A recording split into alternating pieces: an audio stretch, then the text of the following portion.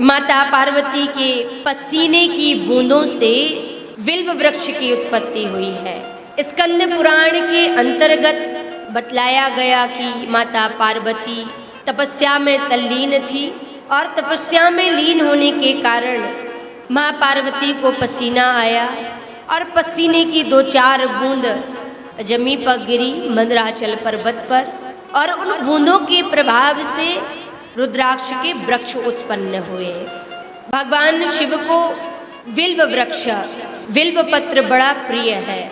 तो माता पार्वती के पसीने से उत्पन्न जो वृक्ष है बिल्व वृक्ष, उसकी महिमा 1000 गुना है, क्योंकि वह तीर्थों के समान है। जहाँ पर ब्राह्मण भोजन करवाएं तो 1000 गुना फल देगा, साधना करें तो 1000 गुना फल देगा। औषधीय विधान में भी विल्व वृक्ष का बड़ा महत्व है और भगवान शिव को बड़ा प्रिय है। विल्व वृक्ष की जो जड़ है, उस जड़ में मैया गिरजा और राधा रानी का वास है, इसलिए जड़ की पूजा भी करते हैं लोग।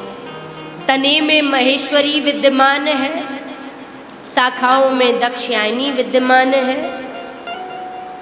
फल जो विल्व वृक्ष का है उसमें मैया कात्यायनी का वास बतलाया गया है, और लक्ष्मी का वास होने के कारण यह पूजनीय भी है। वैसे तुलसी और बिल्व पत्र तो बासा नहीं माना जाता। यदि शिव पर चढ़ा हुआ भी है, आपके पास और बिल्व पत्र की व्यवस्था नहीं है, तो कई भक्त शिवलिंग से उठा करके उसको धुल करके पुनः चढ़ा देते हैं। भगवान शिव उसको ग्रहण भी करते हैं।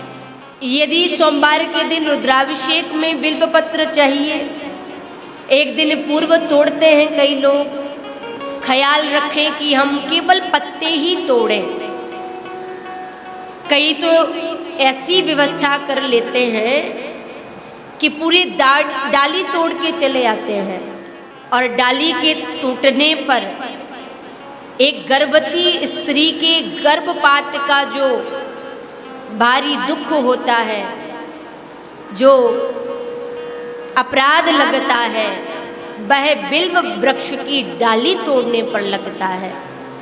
इसलिए हम ख्याल रखें, केवल पत्ते ही तोड़ें और भगवान शिव को श्रद्धा से, समर्पण से अर्पण करें। राम लिख करके भी अर्पित करते हैं, भगवान शिव बड़े प्रसन्न हो जाते हैं। ओम लिख करके भी अर्पित करते हैं, बड़े जल्दी प्रसन्न होते हैं। निचली सतह में शिव और ऊपरी सतह में माता गौरा का वास बिल्व पत्र में बतलाया गया है।